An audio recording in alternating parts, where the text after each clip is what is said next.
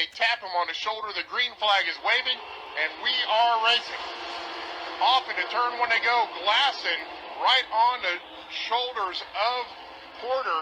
Had some smoke coming up out of the back of the pack. Couple cars already off of the pace. The 80 has slowed down a little bit. We've also got the 17. Ricky Bowers had a problem on the start, Mike. Missed his shift, spun the tires or something. That stacked them all up. They got away scot-free without a problem. Bowers continues to campaign the high side outside Dakota Slagle, but no harm, no foul as the top 6-7 trucks now single file off turn 2.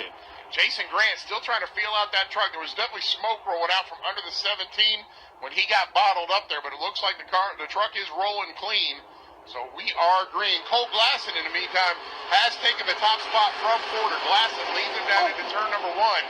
They are trading some paint and fenders on their way into turn number 1, but everybody works it back down into double file. To Brian Blackwell as they work their way off turn number 2. Blackwell works his way around Goodson, and here comes the number 24 of Jamie Tate trying to follow suit.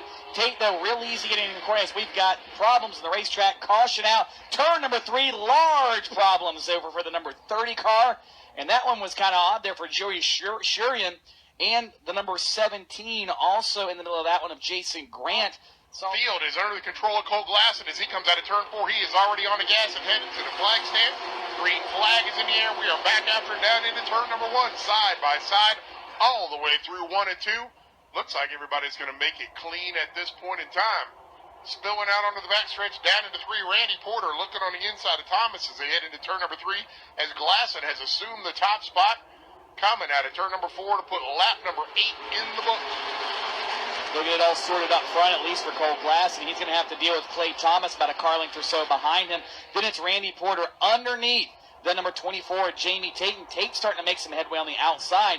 Then behind them, about for 7th, that's where Kevin Light and the 44 of Kyle Plott do battle. They're stuck in the middle of things as well with Barry Elvis in that black and red number 4. And from there on back, it's double file for the duration of the field. But these drivers very carefully trying to negotiate traffic, Mike, and jockey for position without sliding the tires, so they still have something left when we get ready to go here in another 90 laps as they come to complete lap number 10.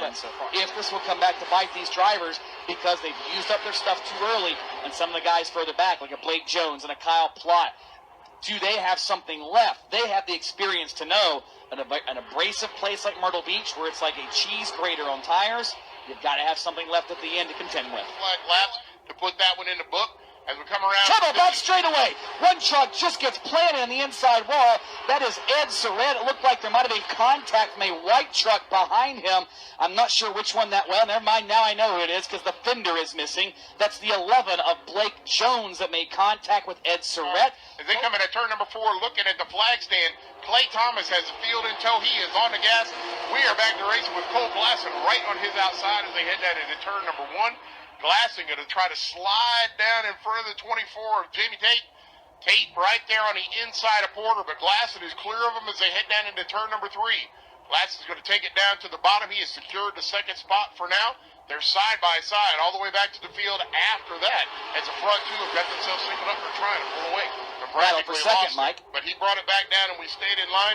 Right now, Tate has put it to the inside of Glasson coming out of turn number 4 and down into turn number 1. The battle on for the second spot, and Randy Porter trying to latch onto that back bumper of Tate and follow him on through, seeing if they can shuffle the youngster Glasson back from second all the way to 4th if Porter can make the pass. Meanwhile, Clay Thomas is your leader, and he's got it out there with 3 truck length advantage over the 24 of Tate. Experience in these vehicles. And he looks like he is pushing it awful hard here early on. He's now throwing it down on the inside of Glasson and slings it down into turn number 1. Slides it in right alongside of him, makes the pass, moves into 4th, and he is not done. He's looking to take over 3rd from Randy Porter. Almost looking at the flag stand. He gets on the gas coming out of 4. The 00 has the lead, and we go down into turn number 1 with Jamie Tate following him in. Double file through the 8-degree banks of turns 1 and 2. Tate able to make the outside work. He'll motor to second. Now try to close in on Clay Thomas. The gap less than the car length between them. But behind that duo, it is double file. Barry Elvis, Randy Porter doing battle. Cole Glasson, Blackwell in the 37, all inside the top 6. And here comes Kevin Light in the number 25. Slowly but surely, after a poor qualifying run, Mike, he is making his way forward. Matt and the 23 in the same boat.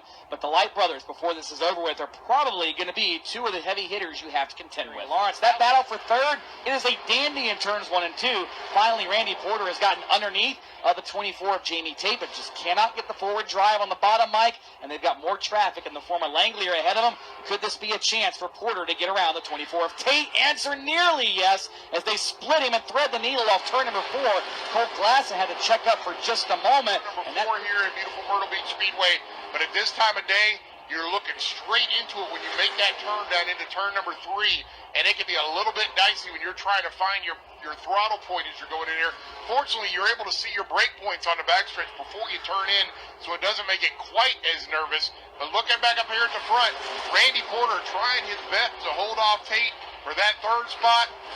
Glasson going on the high side as well. They are mixing it up for third, fourth, fifth, and sixth. Stretch. He is slowing almost to a stop in the middle of the back straight, trying to get that truck refired. Keep saying car. 34 laps to go with this one, Mike. This sets up an interesting finish. They come out of turn number 4. On the gas, it's Barry Alvarez on the outside. Clay Thomas going to lead him past the line. Sailing deep on the high side. As Elvis tries to retake the top spot from Clay Thomas, can't get it done. Stuck in the middle of that one is Jamie Tate on the outside now of the 32 of Porter. Elvis trying to get things happening in his favor as Clay Thomas has moved to the upper lane. Here comes Porter now on the bottom, and look at this, Mike. Much different from the racing we saw the first 68 laps of this one.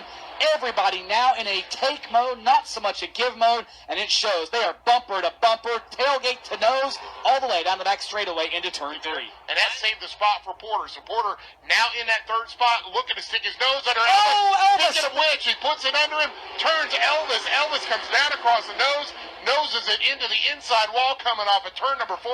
Caution flag is out. 30 laps to go, and Barry. 30 laps to go coming out of turn number 4. Thomas on the gas going by the flag stand. He's going to lead Porter down into turn number 1. Porter sees the opening to the inside, slams it down there into the second spot ahead of Blackwell. Blackwell in third. Glasson muscles his way up into the 4th spot. Tate, not sure if he hit the fencer, but it was darn close. Glasson pushed him up on the exit of turn number 2 all the way to that concrete barrier. Tate had to check it up a little bit.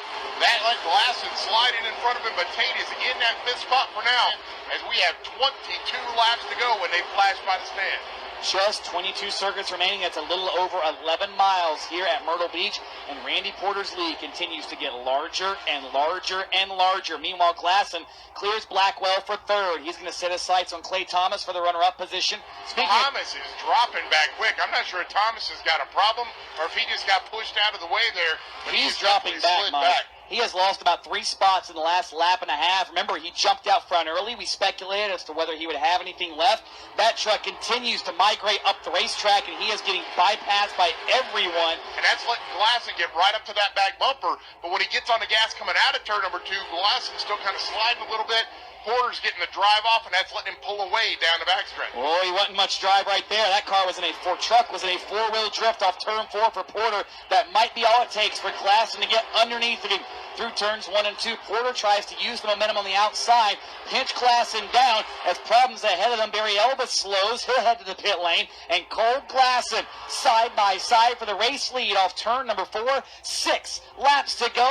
Ford versus Chevy. They're rubbing paint, trading paint, rubbing fenders. They're doing everything as they work back to turn number 1, and all the while a slower truck about 10 car lengths in front of them might play a role in this.